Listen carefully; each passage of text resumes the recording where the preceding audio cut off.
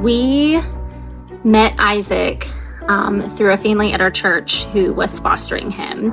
So he came to us through foster care, and they were in our small group at church. So we had heard about him, but I had not yet seen him or even knew that he had Down syndrome until this one Sunday.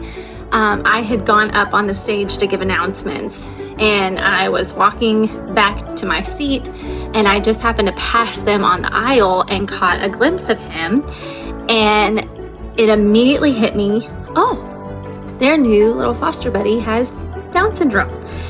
And I remember just truly from that moment on feeling this slight connection to him, like this draw to him.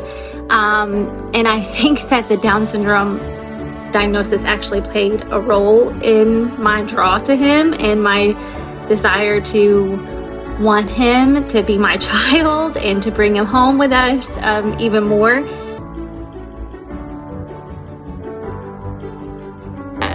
He has taught me so much in the time that we have known him. A couple of the big things that he's taught me is to just slow down and find joy in the tiniest things. I think that is Isaac's superpower, is joy. He can find joy in the smallest thing: a piece of paper, a tissue, weird thread hanging off of the couch. I have to do a lot of educating and advocating, and every mom that I've spoken to that has a child with Down syndrome is in the same boat. We're constantly educating and advocating. The hope would be that we have more parents, more educators taking the time to learn and to grow in their knowledge of Down syndrome, so that they can then pass that knowledge on to their kids, and they can pass on the joy and the positive things, so that when their kiddo runs into another kiddo with Down syndrome, there isn't a fear there because they've had the exposure.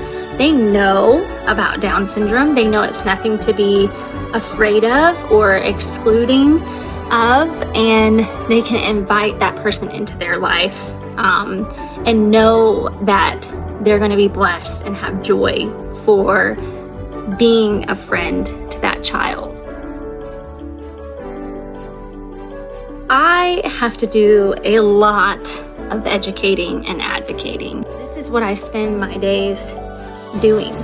I'm a speech therapist. I have my own private practice called Playful Communication, and I spend my life and my days trying to help others understand communication differences, sensory differences.